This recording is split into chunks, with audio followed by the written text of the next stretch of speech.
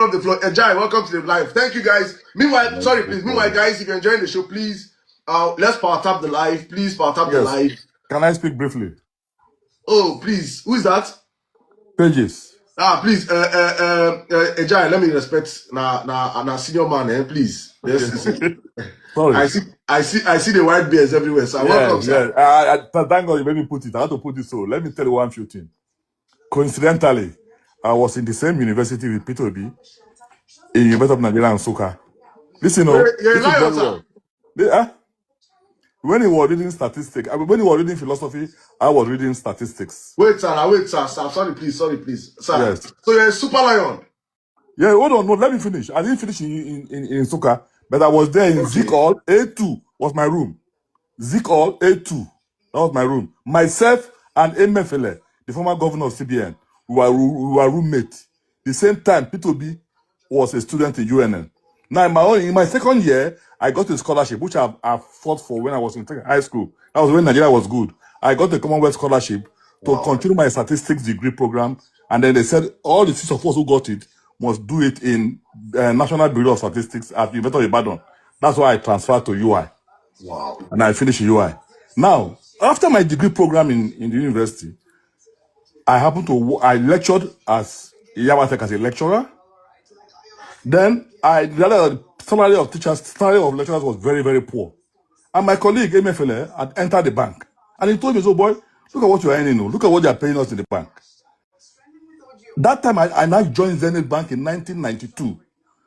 Now listen, at that time, Tinubu was the chief accountant of Mobile.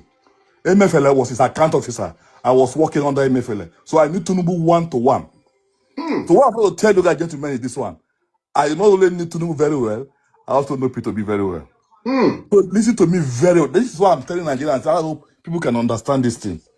I was just speaking to my kids, and I tell them that the reason I'm ashamed of my generation is that my generation enjoyed Nigeria so well, and instead of living Nigeria better, we are living Nigeria worse than we met it. These days, who is that person in Nigeria now that will leave secondary school, pass JAMB, and do well in the university and get the Commonwealth scholarship? Nobody again. That program is dead. That program is dead. Who is that person that will go to, who has nobody and will be able to enter by merit, right? Go to the university and lecture and enter the bank by merit. Those programs are dead. Who is that person that when you know you have nobody to sponsor you, right in the university, the 50 kobo per meal, government will give you, plus state bursary. And you can survive without parental support in the university. These are the things we inherited. And my generation failed to hand it over to our kids. That's why I said I will not forgive them. This is my generation. Because if you do not know what we went through, you will not understand how bastardized the economy is today. Now, why I've seen both of them clearly and closely. And that's the reason why I'm telling Nigerians, if only you can give P2B a chance. After 4 years, I swear, if he leaves, you are going to call him back. God bless you, sir. I swear, I'm not betting my life. If he leaves, you are going to call him back. So, okay, you can't go. Don't do what Alex Otti did. It doesn't take 8 years to make an impact.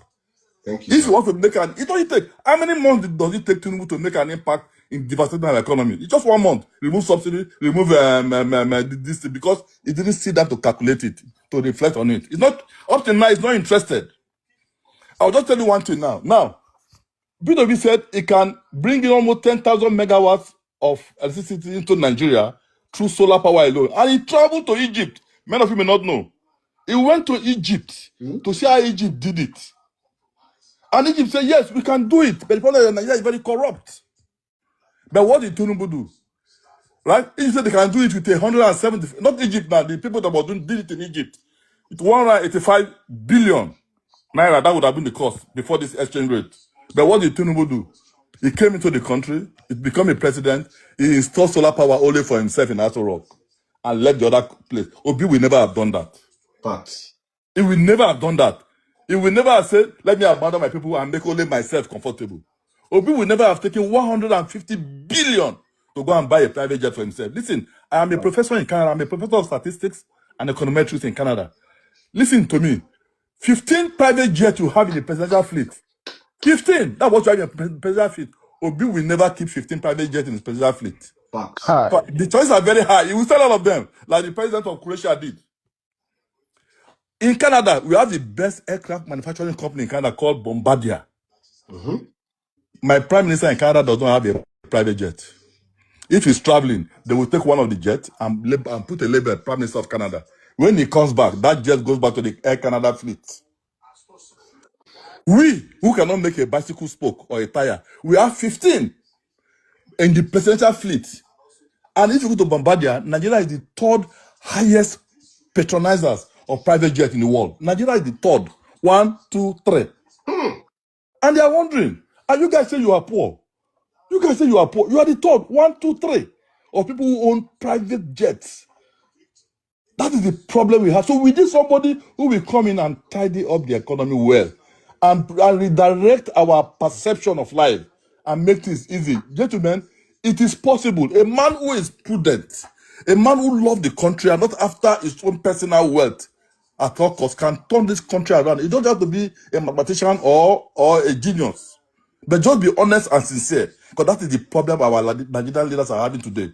After my generation enjoyed these good things, you know what they did? When they came to power, they destroyed the educational system, they established their own. OBJ established a university of his own, Bread University. Atiku went, established his own in Adamawa State. And that is not what leadership is all about. There's no way we would have. Look at the teaching hospital I did. I have a friend there who is in Okra Teaching Hospital. How he built it from scratch to the end. See what he did in the School of Nursing. Not only in Anambra, up to today, he's still funding School of Nursing all over the country. If you've noticed it, he's still funding School of Nursing from his private purse all over the country. We are saying that we are going to a level where we should tell ourselves the truth. I keep saying, if today Tinubu sees me, let me tell you, all of you who are Tinubu supporters, if Tinubu sees me today, he will choose me before you, any of you. What? Because of our relationship in those days, 93 to 97. Before we lost contact. And 2001, I flew down to Nigeria. I flew down to Canada. I didn't come down because of bad economy. I came to give my children a second opportunity, but I didn't know Nigeria economy would become as bad as this. So I thank God I brought them there. By now, ladies and gentlemen, look at me with my gray hair. I should be in Nigeria now. You see, I'm teaching now at the University of Toronto. And Toronto State University, when I'm teaching them advanced statistics, I would have been happy to be teaching it in Unilag or even in Yabatech, rather than teaching it here. It's so painful. And we see people keep supporting this man. This man is not ready to help you turn this country around. Today, Canada is saying that we are willing to come and help Nigeria fix the electricity. Manitoba province came to Canada, came here to come and help came to Nigeria to come and fix Nigerian electricity. And bribery was all what they were asking for. They said, no, what is bribery? We said we want to come and help you. You have only 4,000 megawatts, which is not enough of what McMaster University uses every year. We want to come and help you fix this because you have every natural resources here. Your water system is pure and clean. Your solar system is wonderful. You have the rainforest. You have the Sahara system. You have the Sahara. Let's help you fix this thing. And you have the market, 250 million people. Honestly. Yes, we didn't want to do it. US is willing to do that. Germany is willing to do that. If only we can get somebody who is honest at the top there. Say, gentlemen, okay, I'm tired. I want to do it. Look at what happened the last time. You know, when he borrow money, Nigerians in US and Canada walked to the IMF office in US and said, look, stop borrowing this man money. Stop loading this man money. Stop loading this man money. IMF was so ashamed. Said, look, this guy is not using his money to develop the contract he told you. Look at this. He's loading his friends. Shaguri, for instance, he took 8 of his top projects. It's in the hand of one man, Shaguri, who is not a Nigerian. 8 of your major projects. He had borrowed 48 billion so far. 8 of the major projects, which is 41 billion. It's in the hand of one man, Shaguri. My God. If that man want to finish Nigeria today, it's very easy for him. But why did he do it so? He had his reasons. He's not a fool. Don't ever make that mistake. Tinubu is a very intelligent man. Don't make that. Even if he say, "Bana blue, alayo, now why you?" He's a very intelligent. You know exactly what he's doing. So what I'm only begging now, especially when I say this young Nigerians, you don't know what you missed when Nigeria was good. I don't know, especially if you are below 40, 45. I don't know anything. What you miss? If you know, you would have stoned him out of office by now. If you know how beautiful this country was, in UCH, Ibadan there, Saudi Arabia, their king was coming for treatment in UCH Ibadan. Saudi Arabia king was coming to UCH for treatment.